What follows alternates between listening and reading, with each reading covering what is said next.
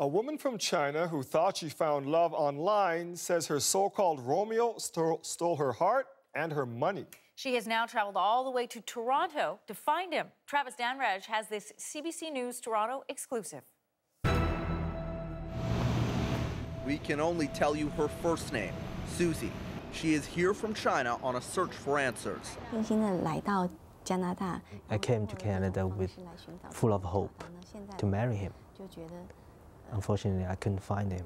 That him is the man she met 3 years ago on a Chinese dating website. He claimed to be a wealthy Canadian widower and neurosurgeon who owned property in Canada and the U.S. Months after their online romance blossomed, he showed up in China.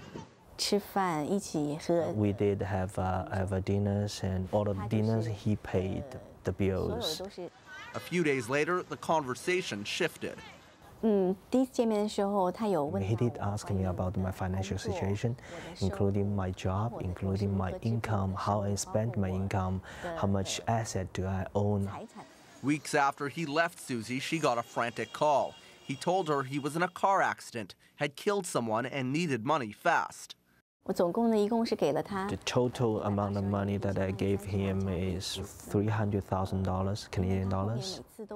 Susie says she borrowed much of that money from loan sharks. She now fears for her safety.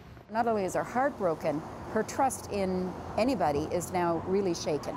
Janet Sherbanowski with the Crime Prevention Association says Susie's story is not an isolated case. This man was in China for over a month, 5 days he spent with Susie. We don't really know what the other 3/4 of that month were doing. Toronto police are investigating, but admit there isn't much they can do. Generally, that investigation must be conducted by Chinese authorities. Susie flies back to China next week, having spent even more money on her quest for answers. She says she hopes by telling her story, others that have been through similar situations will also come forward. Travis Danraj, CBC News, Toronto.